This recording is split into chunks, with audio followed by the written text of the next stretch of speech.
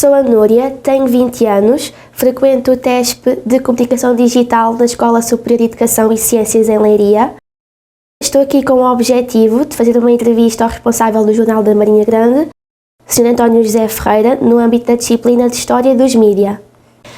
Ora bem, então como é que chegou até aqui? Fala-nos um bocadinho do seu percurso até chegar à Rádio da Marinha Grande e qual é que acha que é a sua melhor qualificação, a que mais se destaca para esta função?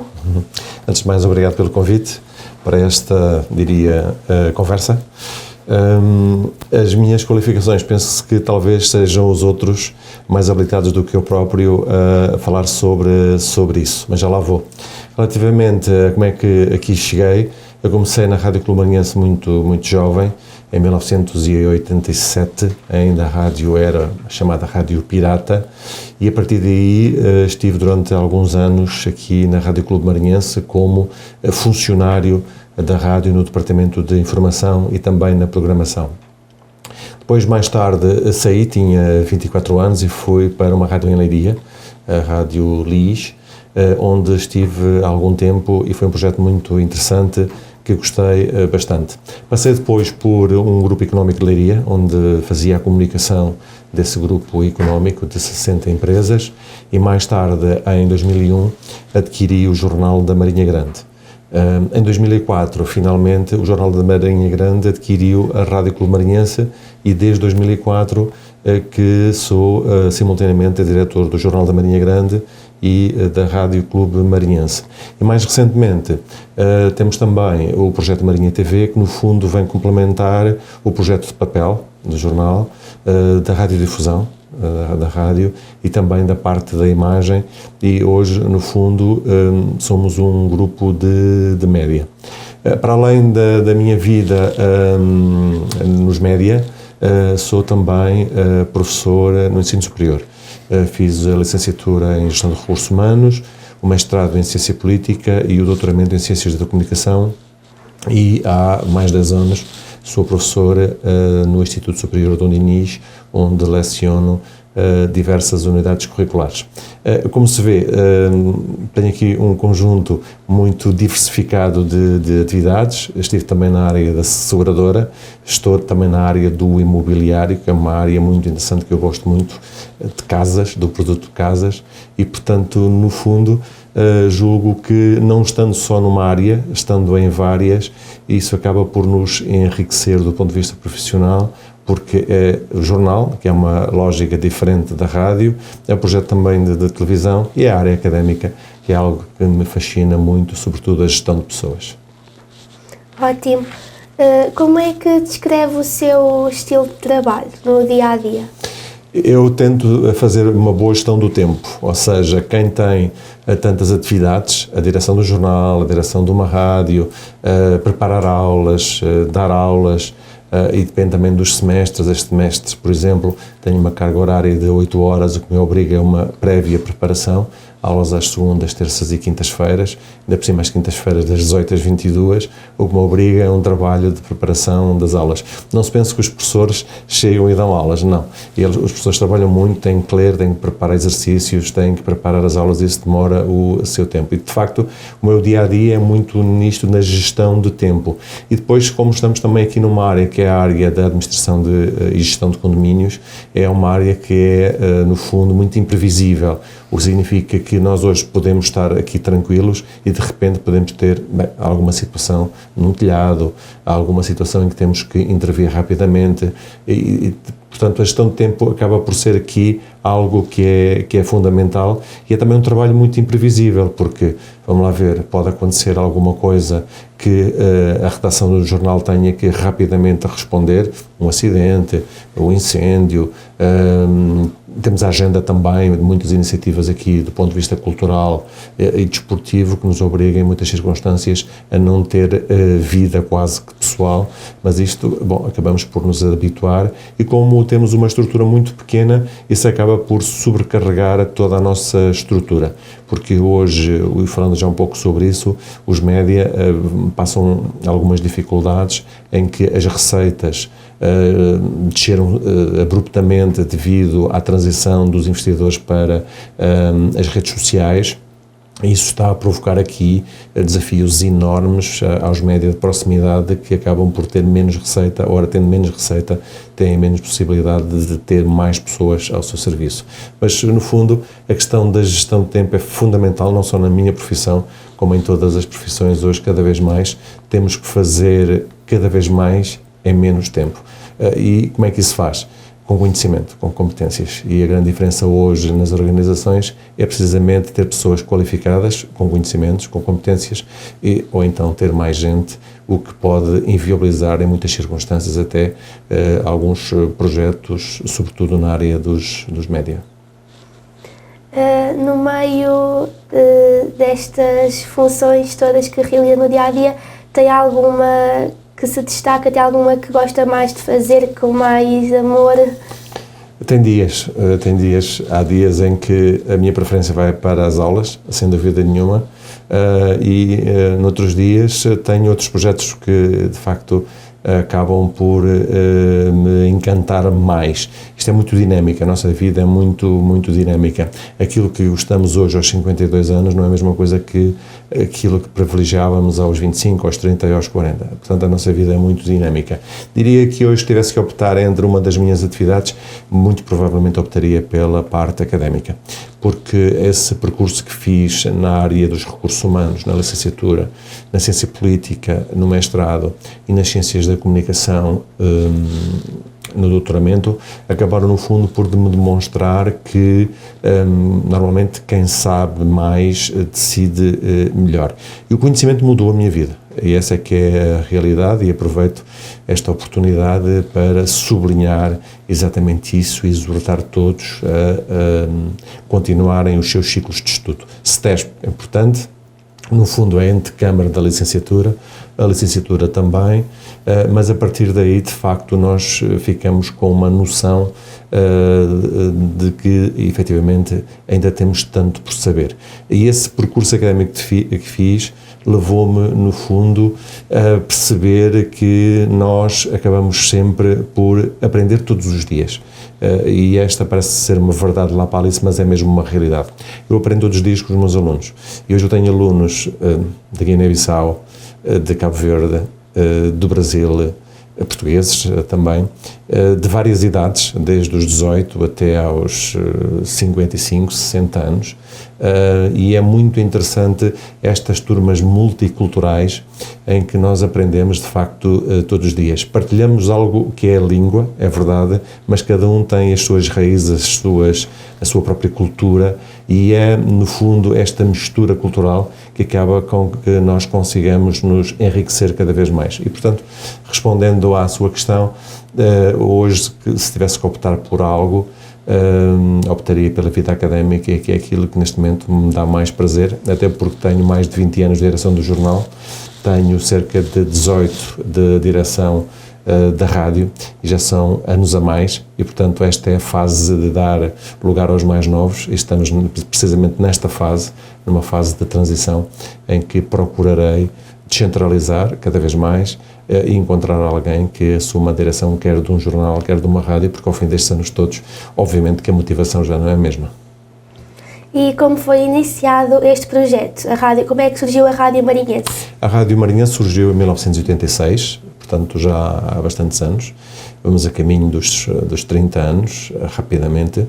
Começou num sótão, curiosamente, em Picassinos, aqui num lugar da Marinha Grande, um sótão de um senhor chamado António Prazeres dos Santos, mas este é um projeto coletivo, é um projeto não só dele, como um projeto de tantos outros que nesse mesmo sótão, cada um tinha o seu programa, levava os seus discos, e com meios tecnológicos muito deficitários na altura, na época, e portanto recordo-me, por exemplo, o sinal horário era feito com uma garrafa e com um pequeno martelinho, o sinal horário era feito dessa forma. Portanto, de então para cá, as coisas mudaram muito. O projeto começou em Picassinos, entretanto vem rapidamente para a rua 25 de Abril, junto ao Operário, onde funcionava o SLAT, e esteve na Rua 25 de Abril exatamente até 2004, a altura em que o Jornal da Marinha Grande adquiriu a rádio e transferiu os estúdios, onde nos encontramos neste momento, precisamente da Rua 25 de Abril, aqui para onde estamos. No fundo, foi a junção do jornal e da rádio. E porquê? Uma lógica de sinergias, ou seja, ter um espaço comum, ter uma direção comum no mesmo espaço, porque uma coisa é gerir uma rádio à distância, outra coisa é estar no dia-a-dia, ter a mesma parte comercial, o mesmo departamento administrativo. No fundo, a ideia foi juntar tudo no mesmo espaço. E, portanto, a rádio tem tido um percurso muitíssimo interessante. No início era um núcleo pequeno, que depois foi crescendo. O fenómeno da rádio atraiu, eu diria, centenas de pessoas que passaram aqui pela Rádio Clube Marinhense durante muitos anos, em que o faziam, diria, por carolice, e a partir de determinada altura, quando nós compramos a rádio em 2004, acabámos por profissionalizar. Por um lado, este projeto passou a ser altamente profissional e, por outro lado, automatizamos o sistema, ou seja, o que é que nós fizemos? Nós tínhamos dezenas de colaboradores e, no fundo, através de uma aplicação informática, nós conseguimos fazer tudo com o menos pessoas possível. Porquê? Porque em muitas circunstâncias uma organização, quando tem pessoas a mais, acaba por não ser viável. E, no fundo, hoje a rádio é um negócio, como outro qualquer, em que tem receitas e tem despesas, e no fundo nós temos que ter esse equilíbrio. E hoje a rádio onde neste momento nós estamos, nos estúdios da rádio, a rádio está no ar e está em automático, ou seja, não está cá ninguém. Agora, pergunta-me assim, mas é sempre assim? Não, não é sempre assim, porque temos momentos em que temos programas em direto. Não é possível termos aqui pessoas 24 sobre 24 horas. Aliás, penso que nenhuma rádio hoje em Portugal tem pessoas 24 sobre 24 horas. E, portanto, temos programas em direto e temos programas gravados, que é o caso neste momento, e o segredo é exatamente esse. No fundo, hoje é possível gravar um programa e ir para o ar como se a pessoa estivesse cá. Se calhar acabou por responder um bocadinho à pergunta que queria fazer agora, que era como é que descreve a rádio há cerca de 10, 15 anos atrás? Como é que era o funcionamento da rádio nessa altura? A rádio tem mudado muito, sobretudo porque nós também somos obrigados, de acordo com a lei, a ter 30% de música portuguesa. No fundo, acabamos por ser obrigados, por um lado. Posso dar aqui uma informação que é muito relevante: nós passamos cerca de 50% de música portuguesa. Nós vamos muito mais além do que aquilo que nos é imposto. E aquilo que tem mudado na rádio é exatamente isso. A rádio acaba por ser, no fundo, o rosto de quem a dirige. Ou seja, se fosse outra pessoa a dirigir a rádio, muito provavelmente o conteúdo seria diferente. Se fosse a Núria, a diretora da rádio, não teríamos este tipo de rádio. Teríamos outro completamente diferente, provavelmente mais focado no público mais jovem. E isso é possível e é interessante de nós percebermos que cada rádio tem o seu target, tem o seu público. A nossa é muito generalista. O que é que nós temos?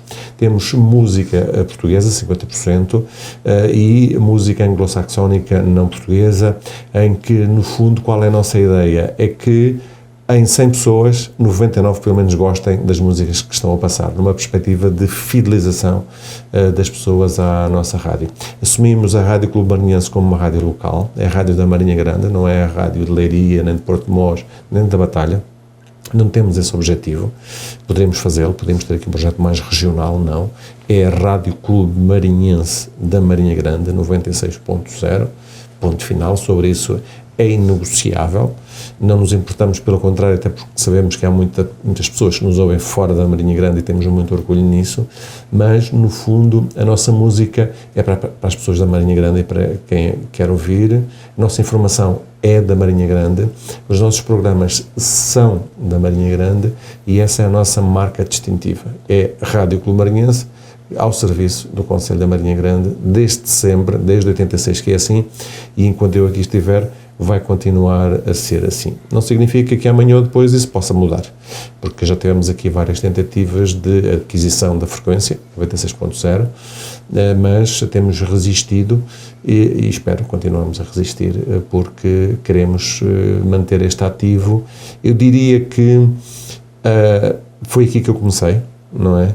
E a Rádio Clomarinense acaba por ser a menina dos meus olhos e, portanto, ela é inegociável e, portanto, enquanto for possível, nós vamos mantê-la no nosso portfólio e é essa a nossa intenção. Houve alguma evolução dentro deste projeto mais marcante? Todos os dias a rádio muda. No fundo, obviamente que hoje a Rádio, o Jornal e a Marinha TV acabam por ter aqui uma relação muito próxima, não é?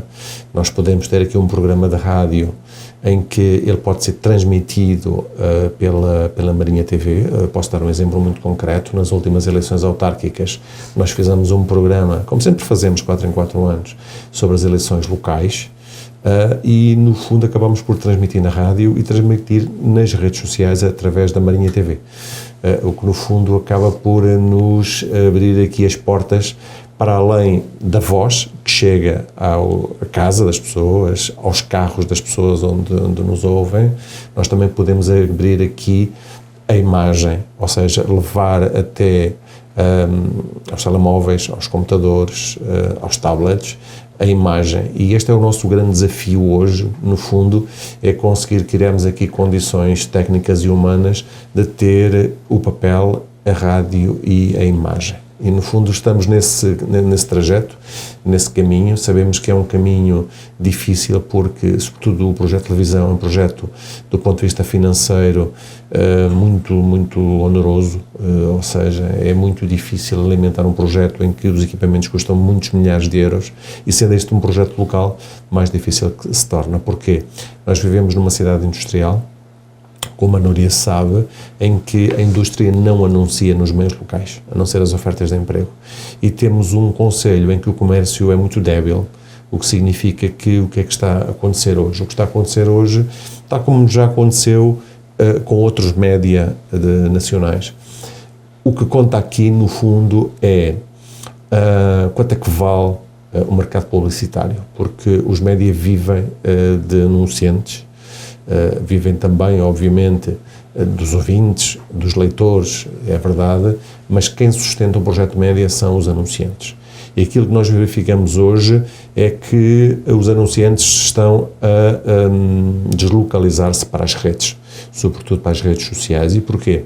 Porque os anunciantes querem estar onde estão as pessoas. E normalmente hoje, nós, através dos nossos smartphones, acabamos por aceder aos conteúdos gratuitamente e é lá que estão os anunciantes. Ora, isto está-nos a criar aqui algumas dificuldades, sobretudo de tesouraria. Porquê? Porque, obviamente, quando assistimos aqui a uma lógica de digitalização, significa que, por exemplo, uma Câmara Municipal, ao invés de anunciar num jornal ou numa rádio, pode utilizar também as suas plataformas e as redes sociais para comunicar com as pessoas. E, de facto, isto está a obrigar-nos aqui a um esforço enorme de redução da estrutura, de contenção de custos, no sentido de viabilizar o projeto. Isto é muito, muito complexo, daria para estarmos aqui muitas horas a debater isto. Como é lidar diariamente com este desafio? Aliás, com estes desafios? É um desafio diário, é um desafio que nos tira muitas horas de sono. É curioso que ainda hoje de manhã acordei a pensar exatamente nisso, como é que nós conseguimos, no fundo, viabilizar do ponto de vista financeiro este negócio, ou seja, quem é que nós vamos convencer de que efetivamente ter um jornal, uma rádio, um projeto de televisão faz todo sentido. Dou um exemplo muito concreto. Vamos supor que a Núria, dentro de alguns anos, decide fazer uma dissertação de mestrado ou uma tese de doutoramento sobre, por exemplo, as iniciativas culturais que tiveram lugar na Marinha Grande entre 1970 e 1980. Esta matemática até é interessante. O que é que nós vamos fazer? Vamos às coletividades perguntar o que é que eles fizeram? Eles não têm essa informação, porque as coletividades não têm arquivo. Vamos à Câmara Municipal ou ao Arquivo Municipal, eles não têm. Uma das fontes que hoje os investigadores, os estudantes têm são os jornais, o que significa que Um município, uma junta de freguesia, uma empresa, ao não investir nos jornais de proximidade, no fundo está a fazer com que a história se perca. Vamos supor que nos últimos anos não existiu o Jornal da Marinha Grande. Isso era uma perda irreparável para muitos investigadores. Eu próprio fiz uma investigação sobre a forma como os jornais do Conselho e de Leiria trataram o movimento revolucionário que aconteceu em 1934, e eu fui aos jornais.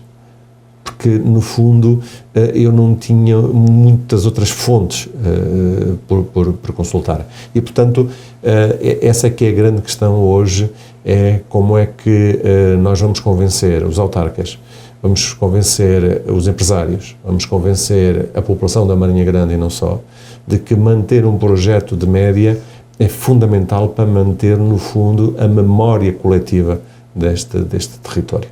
E, portanto, temos, no fundo, lutado muito nesse sentido, temos feito um esforço enorme no sentido de manter este projeto, mas, efetivamente, as receitas são cada vez mais escassas. Agora, em dezembro, há aqui alguns sinais positivos, no sentido de que, normalmente, em dezembro, Natal, temos mais anunciantes e temos, de facto, fazer uma gestão muito rigorosa, muito apertada para manter este projeto. Os desafios são enormes, são diários, todos os dias nos surgem aqui novos obstáculos que temos que contornar, porque, repare, eu vou-lhe dar aqui um exemplo muito concreto. Hoje, a Núria, se a ligar o seu smartphone, vai aceder a conteúdos gratuitos. Em muitas circunstâncias até tem excesso de informação, que vai ter que fazer essa seleção.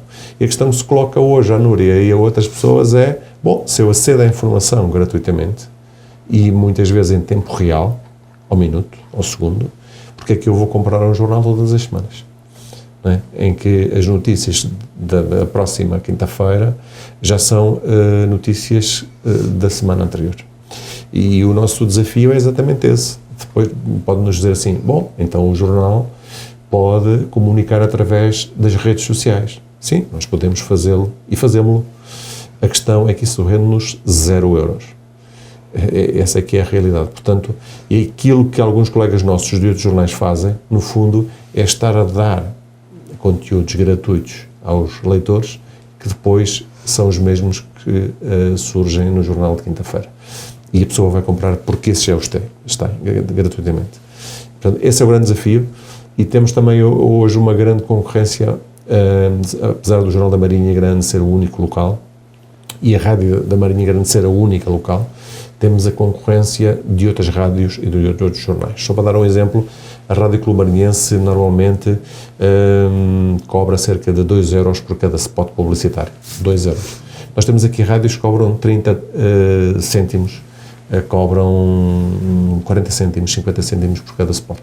E é isto nós costumamos chamar de concorrência desleal. Mas temos de seguir o nosso caminho, sendo certo que é muito mais fácil ter uma rádio, um jornal e um projeto de televisão do que termos só uma rádio, porque a união faz a força. Durante a pandemia, com certeza, houve algumas mudanças positivas, negativas. Durante a pandemia, vamos pelo lado negativo. Receitas zero, praticamente. Ou seja, os nossos anunciantes fecharam as suas lojas, os seus negócios e, portanto, as receitas foram para zero, praticamente. Esse foi o lado mais negativo. E todos nós fomos para casa também. Como já tínhamos automatizado a rádio, significa que a rádio continua a funcionar normalmente. Se bem que nós, durante a pandemia, tínhamos um programa diário sobre a Covid-19 no Conselho da Marinha Grande. Tínhamos entrevistas ao Presidente da Câmara, aos vereadores, ao Presidente da Junta, às autoridades de saúde, etc., relativamente a esta matéria. E, no fundo, a pandemia acabou por nos causar aqui, efetivamente, esse problema em que tivemos que ir para casa, tivemos que ter um órgão de comunicação social a trabalhar em automático, mas, no fundo, continuámos a comunicar. E o que foi interessante foi que cada um estava em sua casa, mas continuávamos a comunicar como se estivéssemos aqui. E, no fundo, isso também nos aproximou, isso também nos juntou e também criou aqui um conjunto de oportunidades em que hoje nós não temos necessidade de estar aqui em permanência. Ou seja, aquilo que nós percebemos, e entrando já nesta nova lógica, não tanto do teletrabalho, porque para nós aqui a nossa preferência pelo teletrabalho durante algum período, por questões sanitárias, acabamos por ir por esse caminho, mas depois, assim que possível, regressamos aqui à redação, regressamos aqui ao estúdio, regressamos aqui a um regime de porta aberta, porque uma coisa é estar em casa a trabalhar, outra coisa é estar aqui. Mas aquilo que aprendemos é que poderemos eventualmente estar em casa e produzir conteúdos sem ter necessidade de aqui estar. Isto já numa lógica da semana dos 4 dias. Ou seja, estamos nesta fase a estudar a possibilidade de, em vez de estarmos 5 dias, podemos estar apenas 4 dias, ou 4 dias e meio.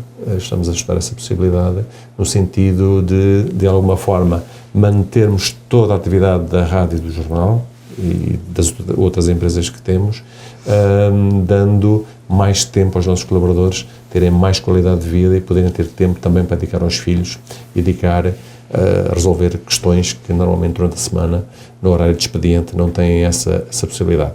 Em suma, tivemos aqui de facto problemas ao nível da quebra de receita durante a pandemia, mas por outro lado acabamos por nos reinventar e as coisas até correram muito bem.